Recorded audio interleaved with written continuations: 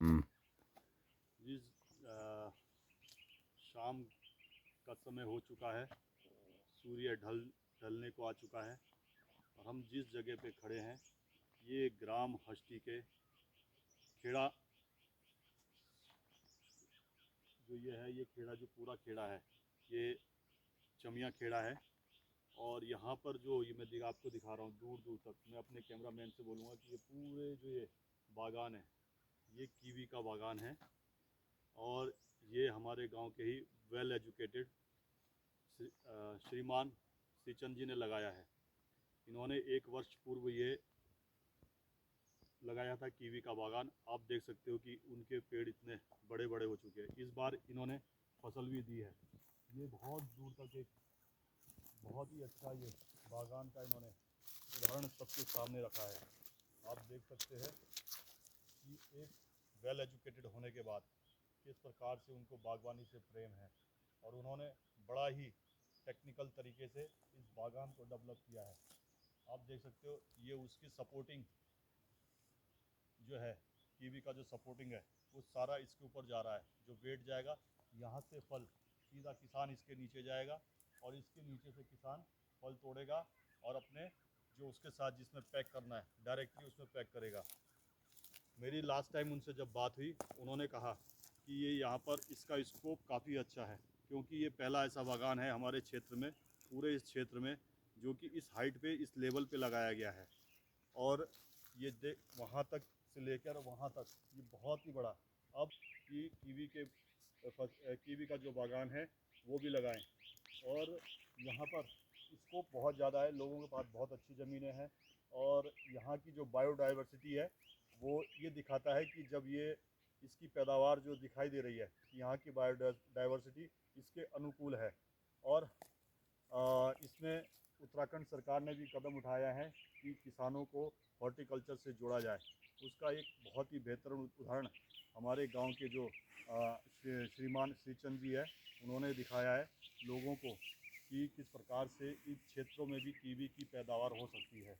और इस बार उन्होंने इसमें फ्रूट्स भी आए थे गांव के लोगों को ही, वो सब उन्होंने वितरण किए लोगों को, उसका टेस्ट कराया कि यहाँ का जो कीवी है उसका टेस्ट किस प्रकार का है। और सबसे अच्छी खासियत यह है कि उन्होंने पौधा जब तक डेवलप हो उससे पहले ये सपोर्टिंग जो है इन्होंने खड़ी करी और उसके साथ साथ ये तारें भी लगाई उन्होंने। मतलब बहुत ही टेक्निकल तरीके से, मतलब एक वेल एजुकेटेड किस प्रकार से काम कर सकता है वो इन्होंने यहाँ पर उदाहरण प्रस्तुत किया है। और ये नीचे तक ये पूरा, और वो आगे भी सोच रहे हैं कि आगे भी और डेवलप करें। उदाहरण के तौर पर उत्तराखंड में एक बहुत बड़ा विषय सबके सामने आता है कि यहाँ पर होता हुआ पलायन बहुत चिंता का विषय है।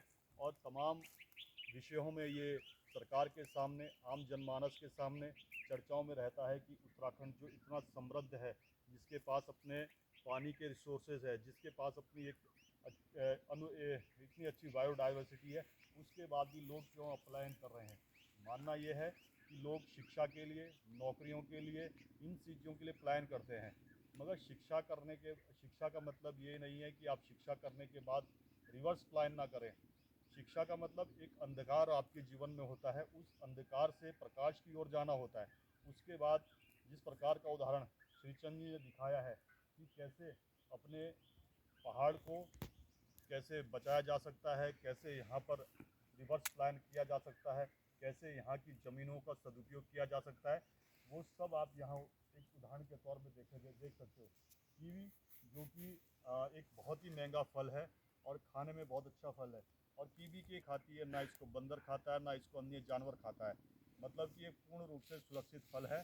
और आपको, और ये इसका जो प्राइस है, जो इसके रेट है वो भी बहुत ज़्यादा है। मतलब किसान अगर इसको करेगा तो उसको हर तरीके से उसको लाभ है और उसको इसका मार्केट भी बहुत अच्छा मिलता है। कीवी आपका ये नहीं है कि किसी भी मंडी में इसको खरीदा जाता है। और कीवी अमूल जैसे यहाँ पर इन्होंने जो ये बनाए भी मैं दिखाना चाहूँगा कि देखो किस प्रकार से इन्होंने बड़े बड़े इसके वो बनाए हैं कि इसमें पानी के लिए, इसमें ऑर्गेनिक खाद के लिए, सब कुछ बड़े बड़े अच्छे तरीके से किया है। कुल मिला के कहना यह है कि आपके लिए जिस प्रकार का उदाहरण श्रीचंद जी ने दिखाया है कि कैसे हम अपने गांव में अपने ज़मीनों का सदुपयोग करके कैसे हम स्वरोजगार उत्पन्न कर सकते हैं। और ऐसा नहीं है कि जब उन्होंने इस बाग को डेवलप किया होगा कि उन्हीं को इससे लाभ हुआ हो रहा है। उन्होंने जिसने जिसने ये लोहे का काम किया, जिसने ये तारे बांधी, जिसने ये गड्ढा खोदा, उसको भी रोजगार देने का उन्होंने काम किया। कुल मिला के है कि उनके जीवन में आमूल चूल परिवर्तन लाने का काम शुरू से ही, जब से ये डेवलप हुआ है, जब तक ये अपनी मंडी तक जाएगा, अन्य जगहों तक जाएगा, मतलब एक बहुत बड़ी लंबी चेन है कि सबको एक रोजगार के माध्यम से उन्होंने जोड़ा है। ये सभी के लिए प्रेरणीय है। कुल मैं यही कहना चाहूँगा कि अपने जो हमारी जो पहाड़ की जो ज़मीनें हैं, बहुत ही उपजाऊ ज़मीनें हैं, यहाँ की फसलें सबसे अच्छी मानी जाती है। आप बागान की तरफ बढ़िए और अपने को समृद्ध बनाइए, स्वरोजगार की ओर जाइए।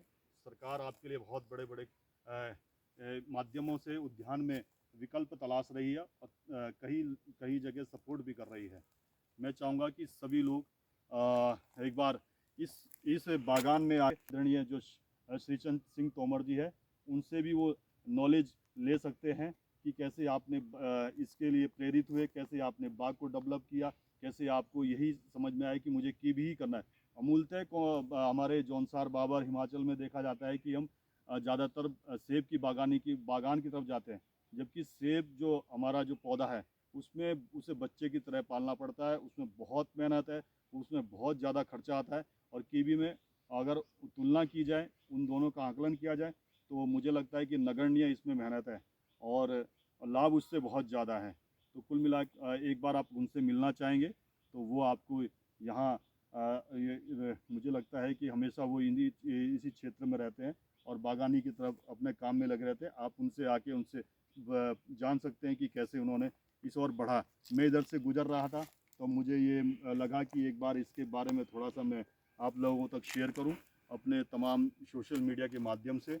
और मुझे बहुत ही प्रसन्नता हुई कि जब मैं उनसे बात करता था फ़ोन पे, तब मुझे वो बताते थे कि भाई कि मेरा कीवी का जो मैं प्लांट बना रहा हूँ कितना डेवलप हो रहा है, कितना नहीं हो रहा है। तो आज इसे देख के बड़ी प्रसन्नता होती है। अभी तो इसके सारे पत्ते झड़ चुके हैं, मगर जब इसके पत्ते उन्होंने मुझे जब वीडियो कॉल के माध्यम से किया था, उस समय उनके इस बागान में बहुत सारे पत्ते लगे हुए थे और इसमें फल लगे हुए थे, बहुत अच्छा लग रहा था।